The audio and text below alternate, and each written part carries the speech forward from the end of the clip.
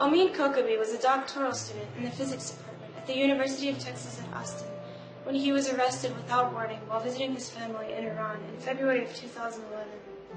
He was detained over 15 months without specific charges. Despite refusing to confess numerous times, even under intense pressure, he was convicted in a trial with over a dozen other defendants. He had no access to his lawyer, and allegedly no evidence was presented against him during his trial. Needless to say, his trial fell far short of international standards of due process. So I met Omid when he contacted me and said he was interested in doing work in nonlinear optics. Now, he'd been in Barcelona and had worked with a very high-level, reputable group in optics. And so I said, well, sure, I'd meet with him. So he came and met with me here in my office, and he told me about his background, what he'd been working on in Spain. And he was a very persistent guy. He was clearly very interested in working specifically in laser physics, which I thought was pretty cool. He obviously had shown a lot of interest in the kind of research that we did, and he was very informed. He read papers, knew his stuff. He was sharp as a tack. I mean, a very smart guy. I was very impressed with him. And so, we talked. I guess we met a couple of times, and I just really liked the guy. I mean, he was, like I said, very enthusiastic, and I like people who like physics. It immediately became clear that he was quite knowledgeable in my field. Had read several of my group's papers, was very much in touch with what was going on in my group. He'd done his homework, he'd talked to my graduate students, he'd talked to my postdocs.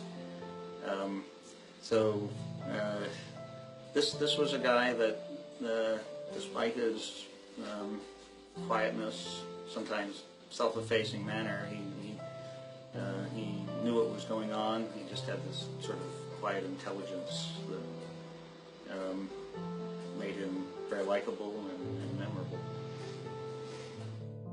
He's somewhat different. I mean, he's not like the usual physicist who was interested in equations, interested in equipment, but he was interested in something else. And what he was interested in was being an entrepreneur, and it's clearly stated in his homepage on the web.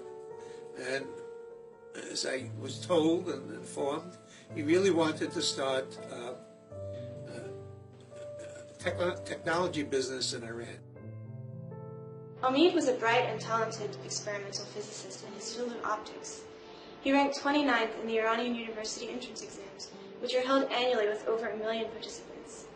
For his undergraduate studies in applied physics and mechanical engineering, he attended the Sharif University of Technology, which is anecdotally referred to as the MIT of Iran.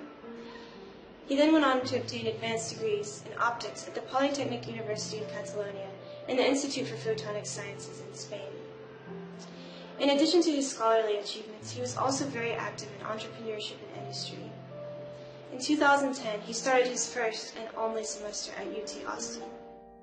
And so he arrived in August of 2010 and began as most international graduate students do.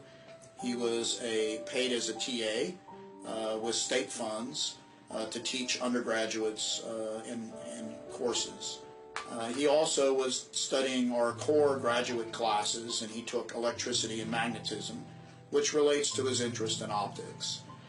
He had not yet had time to choose a supervisor for his dissertation, so he hadn't started any research yet. He hadn't traveled to present results from any research at the University of Texas because he had not yet done any research here. At the end of the fall semester, after having been here only 3 months, he returned to Iran over the December break, and then in early January, when he was to return, he did not arrive. I emailed him to find the explanation, and he said that, well, he was waiting for a visa and that he thought he would leave the next weekend.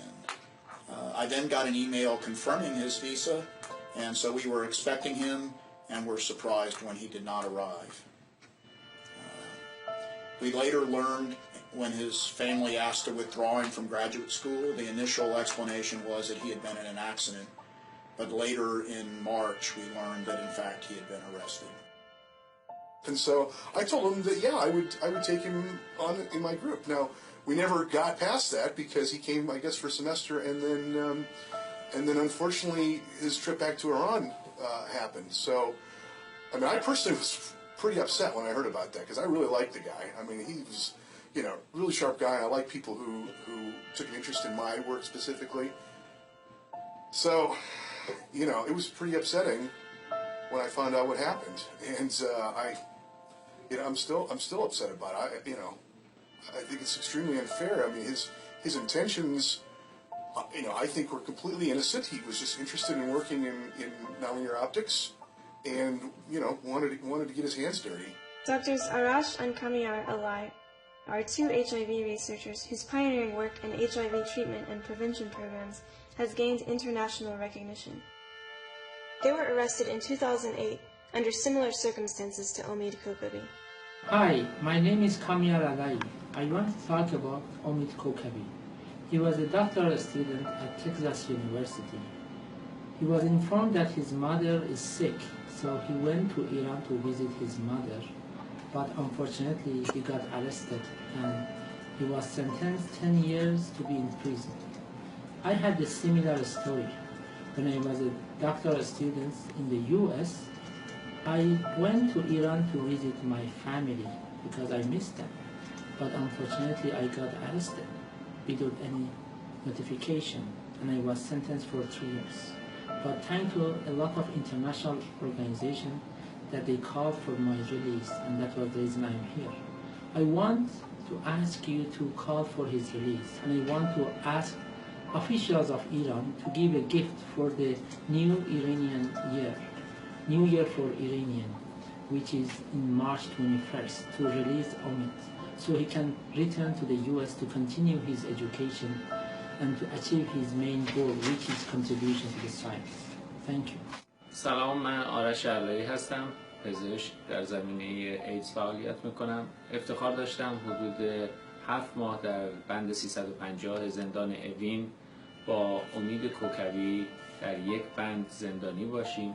امید هیچ گونه فعالیت مشخص سیاسی که باعث بشه که 10 سال بهش زندانی بدن رو نداشت.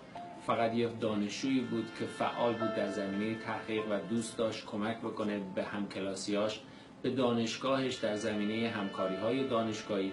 وقتی که ما زندان بودیم، امید سعی می‌کرد با کلاس‌های انگلیسی و با کلاس‌هایی که در زمینه تخصص‌های مختلف بود کمک کنه به همسلولی‌ها. امید همچنین در زمینه ورزش هم فعال بود.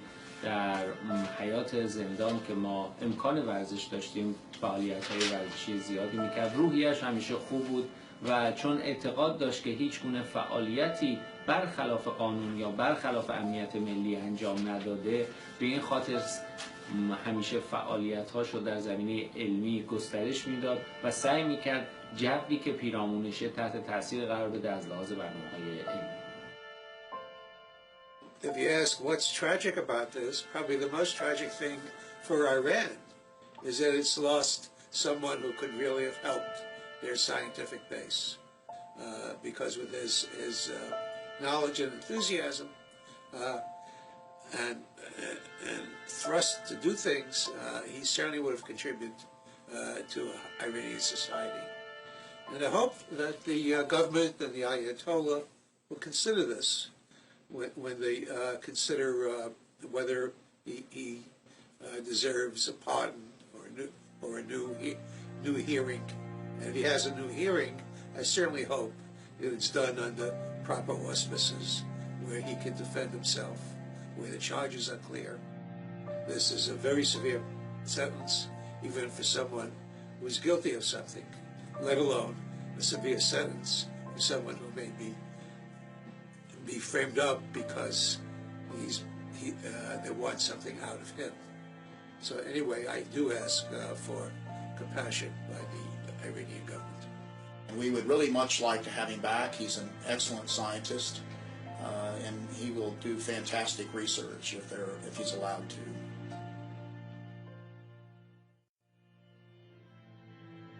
Omid is currently suffering from malnutrition and kidney problems, and so far has been denied medical care by the Iranian government. He has lost 13 pounds. Also, recently he received additional prison time for teaching inmates English, Spanish, and physics.